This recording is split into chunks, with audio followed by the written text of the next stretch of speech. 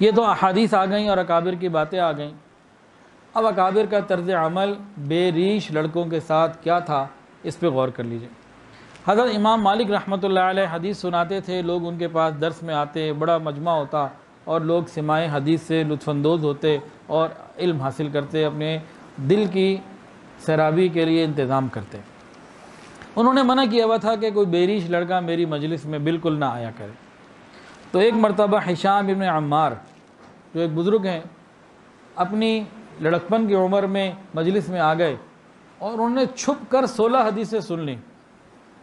چھپے رہے کہ مجھے سامنے دیکھ لیا تو مجھے تو اٹھا دیں گے، چھپ کے 16 حدیثیں سن لیں. بعد میں جب امام مالک رحمۃ اللہ کو پتہ چلا، ان کو بلا کے 16 درے مارے کہ تم نے یہ کام کیوں کیا. احتیاط. ایک اور واقعہ سنیے. امام اعظم امام ابو حنیفہ رحمۃ اللہ علیہ، ان کے پاس امام ابو یوسف رحمۃ اللہ علیہ پڑھنے کے لیے آئے. جس وقت انہوں نے داخلہ لیا، بے ریش تھے، داڑھی نہیں تھی، عمر تھوڑی تھی. امام صاحب نے پہلی نظر میں دیکھا، داخلہ دے دیا، فرمایا کہ میرے پیچھے بیٹھ کے سبق پڑھا کرو. جی ٹھیک ہے، پیچھے بیٹھ گئے، سبق پڑھنا شروع کر دیا. کتنے دن، ہفتوں گزر گئے، مہینوں گزر گئے، وہ پیچھے بیٹھ کے پڑھتے، سنتے، سناتے، چل رہا ہے سلسلہ. کئی سال گزر گئے. کئی سال کے بعد امام اعظم امام حنیفہ رحمۃ اللہ نے دیکھا کہ پیچھے ابو یوسف بیٹھا ہے اور سامنے دیوار کے اوپر سایہ جا رہا ہے. اس سائے میں ان کو داڑھی بڑی ہوئی محسوس ہوئی. تو حیران ہو کے پیچھے دیکھا، داڑھی آ گئی تمہاری. اس کو کہا اب آگے بیٹھ جایا کرو. کئی سال تک ایک شاگرد روزانہ استاد کے پاس آتا رہا. استاد اتنا پاکیزہ، اتنے پاک دامن، اتنے اللہ کے ولی اور اتنے احتیاط والے ہیں کہ کئی سال تک اس کو نہیں دیکھا کہ اس کی داڑھی ہی نہیں ہے، اس کو میں کیوں دیکھوں. اللہ اکبر کبیرہ. یہ ہوتی ہے احتیاط. امام اعظم امام حنیفہ رحمۃ اللہ علیہ کون ہے؟ امام اعظم امام ابو حنیفہ رحمۃ اللہ علیہ صحابہ کے شاگرد ہیں، اور باقی ائمہ یہ تابعین یا تابع تابعین کے شاگرد ہیں. باقی ائمہ جتنے ہیں اکثر سارے کے سارے تقریباً یہ امام صاحب کے شاگرد یا امام صاحب کے شاگردوں کے شاگرد ہیں. امام صاحب کا اتنا بڑا مقام ہے.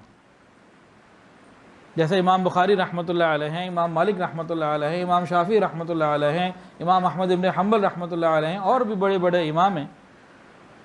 ان میں سے سارے امام ابو حنیفہ رحمۃ کے شاگردوں کے شاگرد ہیں. اور امام صاحب رحمۃ اللہ علیہ یہ صحابہ کے شاگرد ہیں. ان کا مقام بہت بلند ہے، اسی لیے ان کو امت متفقہ طور پر امام اعظم کہتی ہے. اللہ نے بڑا مقام دیا، لیکن پیچھے تقوی بھی تھا. یہ عزتیں ملتی ہیں تقوی کی وجہ سے. امام احمد بن حنبل رحمۃ اللہ علیہ، ان کے پاس ایک شخص آیا ملنے کے لیے. تو ان صاحب کے ساتھ ایک نوجوان بچہ بھی تھا. پوچھا یہ کون ہے؟ کہا میرا بھانجا ہے. فرمایا کہ اس کو آئندہ میری محفل میں نہ لاؤ، اور دوسرا اس کے ساتھ بازاروں کے چکر بھی نہ لگایا کرو، کہیں لوگ تمہاری طرف کوئی بری تہمت نہ کر دیں.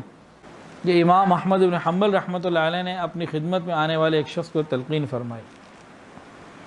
حضرت شیخ فتح موصلی رحمۃ اللہ علیہ فرماتے ہیں کہ میں 30 ایسے مشائخ کی خدمت میں رہا ہوں جن میں سے ہر ایک اپنے اپنے وقت کا ابدال تھا، جو ابدال میں سے تھے، اور انہوں نے سب نے مجھے ایک نصیحت تو ضرور کی کہ بغیر داڑھی والے بیریش جو چھوٹی عمر کے لڑکے ہیں ان کے ساتھ مت بیٹھنا، احتیاط کرنا. امام یحییٰ بن معین رحمۃ اللہ علیہ بہت بڑے بزرگ ہیں. ان کے ایک شاگرد ہیں محمد ابن حسین رحمۃ اللہ علیہ. ان کے پاس محمد ابن ابی القاسم رحمۃ اللہ علیہ ملاقات کے لیے گئے تو ساتھ ایک نوجوان لڑکا بھی تھا. آپ نے اس بچے سے فرمایا کہ بیٹا تم میرے پیچھے بیٹھ جاؤ، جو بھی کچھ سننا ہے پیچھے بیٹھ کے سنو، آگے میرے سامنے مت بیٹھو. ہمارے اکابر کا یہ تقویٰ تھا. ہم کدھر ہیں، کس کھیت کی گاجر مولی ہیں، کہاں جا رہے ہیں، ہم غور کریں. شریعت نے اسی احتیاط کی بنا پر 2 مردوں کا ایک چادر میں سونا منع کیا ہے. 2 مرد ہیں، عمر کچھ بھی ہو، ایک چادر میں سونا جائز نہیں ہے، حرام ہے، منع کر دیا گیا. بعض فقہا تو کہتے ہیں احتیاط کرو، درمیان میں اگر سونا بھی ہو تو فاصلہ رکھو. جیسے انسان سفر میں جاتا ہے تو ایک ہوٹل میں رہتے ہیں کہ بیڈ بھی الگ الگ ہو تو اچھا ہے، اگر 2 مرد ہیں تو ایک کپڑے میں سونا تو منع ہے بالکل.